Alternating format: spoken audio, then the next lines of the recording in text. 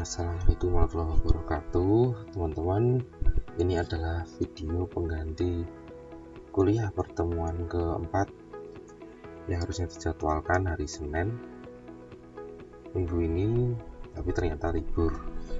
Nah, untuk penggantinya akan saya berikan video berupa materi dan nanti ada beberapa video tutorial teknis, yaitu tentang digitasi on screen ya. Digitasi untuk tipe data point, line, dan juga polygon. Ini nanti akan berkaitan dengan tugas yang akan teman-teman lakukan di minggu-minggu selanjutnya. Oke, kita masuk ya. Nanti ada beberapa materi yang akan saya sampaikan. Yang pertama tentang aturan umum dalam digitasi, lalu digitasi untuk tubuh perairan, digitasi untuk jaringan transportasi, digitasi bangunan, area tutupan lahan, serta ketentuan teknis dalam proses digitasi. Nah, aturan digitasi yang pertama kaitannya adalah tentang penggambaran objek. Ya, teman-teman pasti masih ingat ada data titik, garis, dan juga poligon.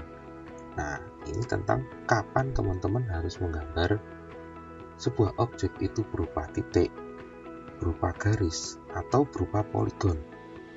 Nah, rumusnya adalah apabila objek itu ukurannya ya, kurang dari 0,5 mm dikalikan skala peta. Apabila objek itu sebenarnya berupa area, maka teman-teman bisa gambar objek tersebut dengan tipe data titik ya. Lalu, namun apabila objek tersebut memiliki ukuran lebih dari sama dengan 0,55 dikalikan skala peta, maka objek tersebut harus teman-teman gambarkan dalam tipe area atau poligon. Ya, begitu juga dengan data garis yang memiliki sifat garis seperti jaringan jalan, jaringan sungai, dan sebagainya. Apabila dia kurang dari 0,55 dikali skala peta, baik ini panjang maupun lebarnya, maka teman-teman gambarkan dalam garis saja. Nah, kalau lebarnya objek tersebut ternyata lebih dari 0,5 mm dikali skala peta, maka objek jalan atau sungai itu harus teman-teman gambarkan dalam tipe area atau poligon. Nah, aturannya seperti itu ya. Jadi teman-teman harus memperhatikan dulu skala peta yang akan digunakan ya, lalu teman-teman lakukan pengukuran luasan objek atau lebar objeknya, baru nanti teman-teman bisa menentukan apakah objek itu harus digambar dengan poligon atau cukup digambar dengan point atau garis. Nah, ini aturan umum penggambaran objek sesuai dengan skala peta yang digunakan.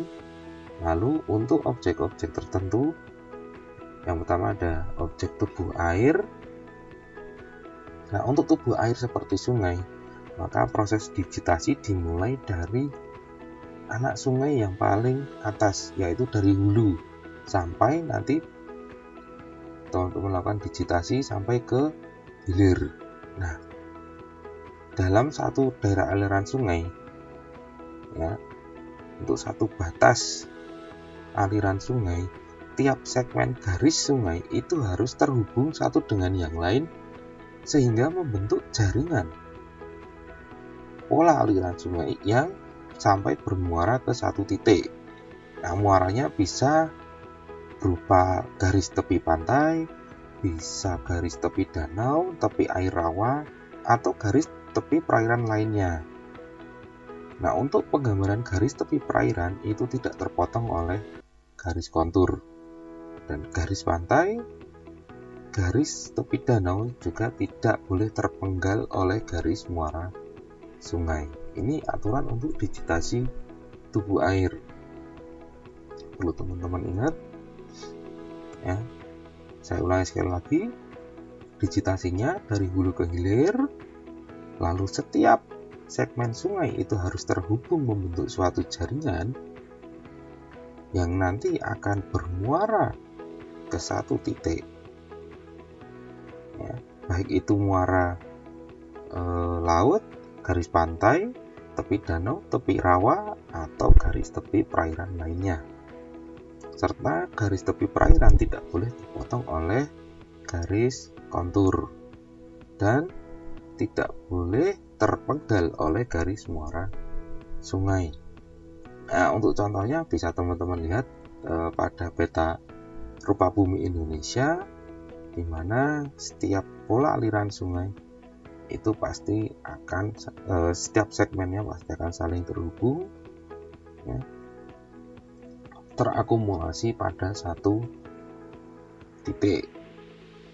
Nah, biasanya untuk sungai-sungai yang berada pada hilir dengan lebar sungai yang cukup besar biasanya digambarkan dalam tipe poligon. Sedangkan sungai-sungai yang berada di hulu yang ukuran lebar sungainya kurang dari 0,5 mm dikali skala peta digambarkan sebagai garis. Nah, ini untuk digitasi tubuh air. Lalu digitasi untuk jaringan transportasi. Nah, untuk digitasi jaringan transportasi seperti jalan dan jembatan, digitasinya dilakukan pada garis tengah jaringan tersebut. Jadi kalau badan jalan, ya digitasi itu digambar dari garis tengah jalan tersebut. Seperti yang pernah teman-teman lakukan mungkin ya pada saat studio digitasi pemetaan semester 1. Nah, jaringan jalan tidak boleh terputus apabila berpotongan dengan sungai. Semua jaringan transportasi yang berpembatas tengah atau yang lebarnya lebih dari sama dengan 0,5 mm kali skala peta, maka harus didigitasi dengan tipe data area atau poligon. Ini kita kembali pada aturan awal digitasi.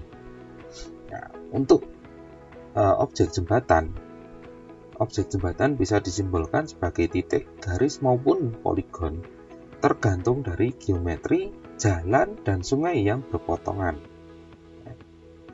di antara jembatan tersebut.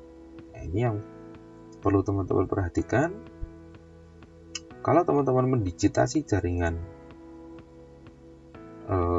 transportasi, ya, misalnya jalan, nah, teman-teman perlu melakukan pengukuran lebar jalan dulu. Nah, setelah teman-teman melakukan, nah ini apabila menggunakan data citra satelit, ya. Kalau teman-teman menggunakan data citra satelit untuk penggambaran jaringan jalan, maka teman-teman harus mengukur berapa lebar jalan tersebut. Apabila kurang dari 0,5 mm kali skala peta, maka harus digambar dengan garis, dan apabila lebih dari 0,5 mm kali skala peta, maka harus digambar dengan tipe poligon. Nah, bagaimana cara menggambar poligonnya? Nah, cara menggambar poligonnya, teman-teman tetap melakukan digitasi dengan garis pada center line jalannya. Baru setelah itu teman-teman lakukan proses pelebaran menjadi poligon sesuai dengan ukuran lebar jalan. Nah, ini nanti untuk bagaimana pelebaran sebuah tipe data line, poligon atau titik menjadi sebuah data berbasis jarak akan kita bicarakan pada pertemuan ke depan. Lalu untuk digitasi bangunan, ya ini mungkin pada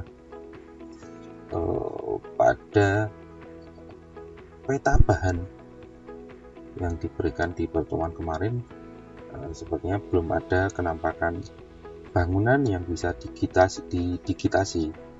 Nah, namun ini sebagai pengetahuan yang nantinya juga akan teman-teman terapkan bahwa digitasi bangunan biasanya digitasi bangunan secara tunggal atau individu bangunan itu digitasi biasanya untuk keperluan pemetaan pada skala detil hingga sangat detil. Nah, untuk semua bangunan digitasi sesuai dengan bentuk dan ukuran aslinya.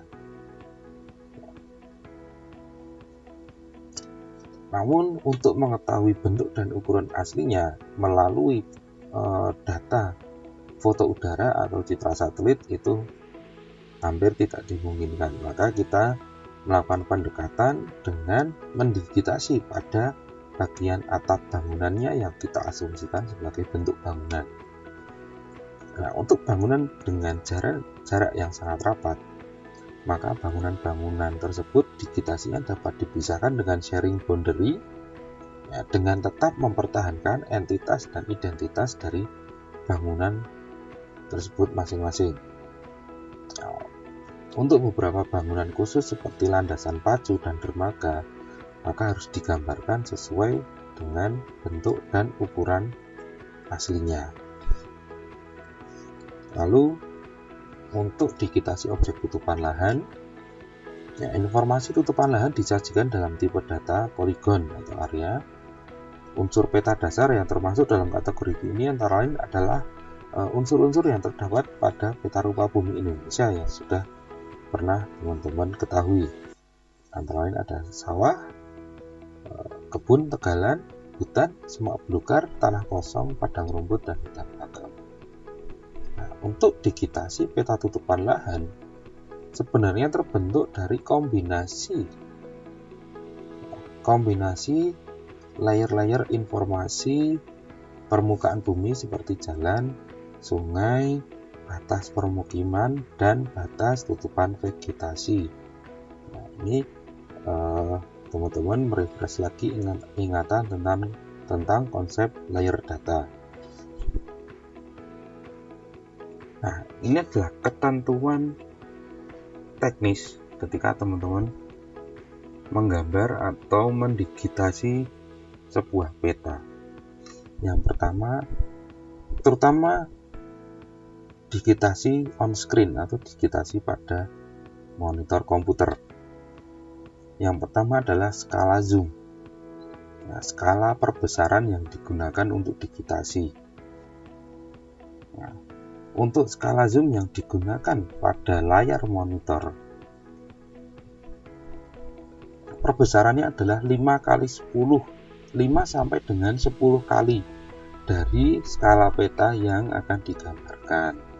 Sebagai contoh, kalau teman-teman mau menggambar peta atau menyajikan peta pada skala 1:100.000, maka untuk penggambaran petanya atau digitasi petanya, skala yang teman-teman gunakan di layar monitor adalah 1:10.000. Itu adalah perbesaran 10 kali.